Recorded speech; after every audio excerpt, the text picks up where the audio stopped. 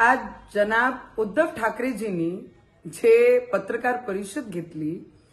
जे आज सांगतात आहे की 80 वर्ष जुनं जे हनुमानजीचं मंदिर आहे रेल्वे डिपार्टमेंटची जाग्यावर, त्याच्याकरिता त्यांचं प्रेम बाहेर येत आहे आणि त्याच्याकरिता त्यांनी पत्रकार परिषद घेतली। तर माझा प्रश्न आहे जनाब उद्धव ठाकरेजींना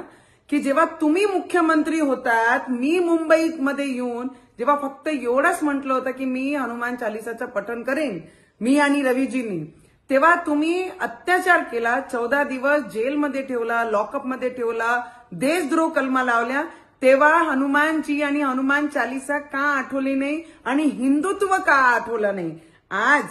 विधानसभाचं असं उत्तर या महाराष्ट्राची जनतानी आपल्याला दिलं, तेव्हा आमचा झेंडा आणि आमचं हिंदुत्व, अरे आपली लायकी नाही आहे आमचे देशाचे प्रधानमंत्रीजी बद्दल बोलायची आणि आपली लायकी नाही आहे की आमचे देवेंद्र फडणवीसजी एज अ मुख्यमंत्री जे सगळे हिस्ट्री या महाराष्ट्रामध्ये त्यांनी मोडले असे देवेंद्र फडणवीसजीवर बोलायची। आपण म्हणत आहे बांगलादेशवर जे अत्याचार होत आहे, मला तुम्हाला एक प्रश्न विचारायचा आहे, जेव्हा सगळे हिंदू एक झाले आणि पूर्ण महाराष्ट्रामध्ये जेव्हा ते निषेध रॅल्या काढत होते, तेव्हा उद्धवजी आपल्याला माझा प्रश्न आहे, तेव्हा एकही रॅलीमध्ये आपण का निषेध करण्याकरिता आपण पोचले नाही? पूर्ण महाराष्ट्रामध्ये प्रत्येक ठिकाणी 4-4 महिन्याचा बाळ सुद्धा त्या रॅलीमध्ये निषेध करण्यासाठी होता की आमचा झेंडा आणि येणारा भविष्य हिंदुत्वाचा हा सुरक्षित राहिला पाहिजे।